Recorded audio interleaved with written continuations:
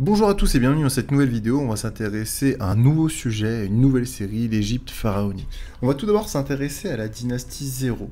Les premières traces d'occupation que vous allez avoir en Égypte antique vont dater d'environ moins 700 000 à moins 500 000 avant Jésus-Christ. Durant la préhistoire, vous avez deux périodes, le paléolithique et le néolithique. Le paléolithique, c'est là où vous allez avoir justement les chasseurs-cueilleurs qui vont se sédentariser. Et durant plusieurs siècles, vous allez avoir une transition avec le début de l'élevage qui va se mettre en place en Égypte et le début de l'agriculture sur les bords du Nil, ce notamment lors de la période qu'on appelle le néolithique qui débute en moins 10 000 avant notre ère. J'ai fait une vidéo sur la préhistoire, ça vous intéresse, je vous renvoie à cette dernière. Durant le néolithique, vous avez de nombreux éléments qui apparaissent, l'agriculture, le tissage, la céramique, le début de la culture, et au 6e millénaire avant notre ère, c'est ce qu'on appelle le début de la sédentarisation. La sédentarisation, c'est le fait de s'installer à un endroit pour y développer, comme on l'a dit plus tôt, l'élevage ou encore l'agriculture. Vers moins 4500, en Haute-Égypte, à Badari, on note qu'il y a de nombreuses sépultures. C'est une des traces les plus anciennes qu'on ait durant le néolithique en Égypte.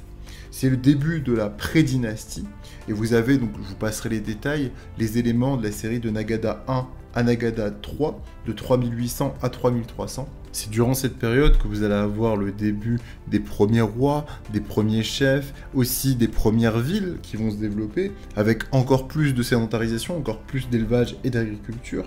Le cuivre est de plus en plus présent dans les traces qu'on a pu retrouver, et l'architecture de terre crue prend aussi un nouvel essor. Cette période, elle est surtout connue par les nombreuses sépultures qu'elle a laissées, et notamment celle qui nous explique en fait comment est-ce qu'on peut comprendre la genèse de l'État.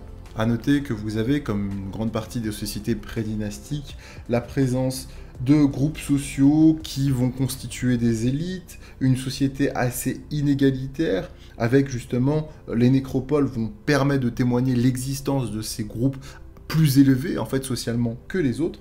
La constitution de chefferies ou encore de clans ont peut-être formé ce qu'on nomme des proto-royaumes qui vont essayer de prendre le dessus les uns sur les autres et dont l'évolution justement va amener à ce qui nous intéresse, la dynastie 0.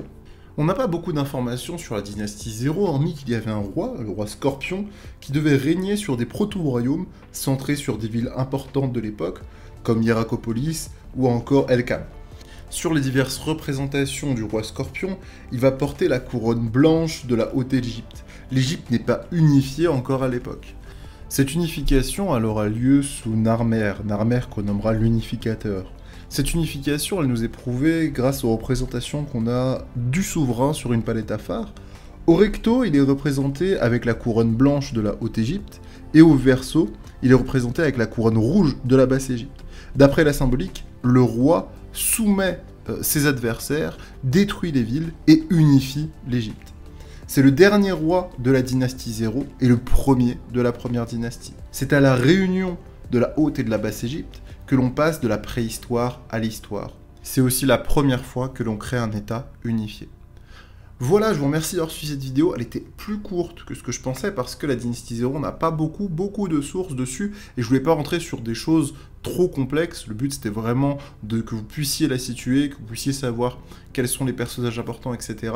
J'ai fait deux vidéos qui peuvent vous intéresser. Donc la première, comme je vous l'ai dit plus tôt, elle concerne la préhistoire et le néolithique. Je vous mettrai sûrement des fiches. Et la seconde, eh bien, elle concerne la création des premiers États et aussi des premières écritures. Ce qui se relie un peu complètement à notre sujet. Le prochain épisode de cette série sera sur la première et la seconde dynastie. Si vous avez des questions sur ces dynasties, n'hésitez pas à les mettre en commentaire. J'essaierai d'y répondre dans ma prochaine vidéo.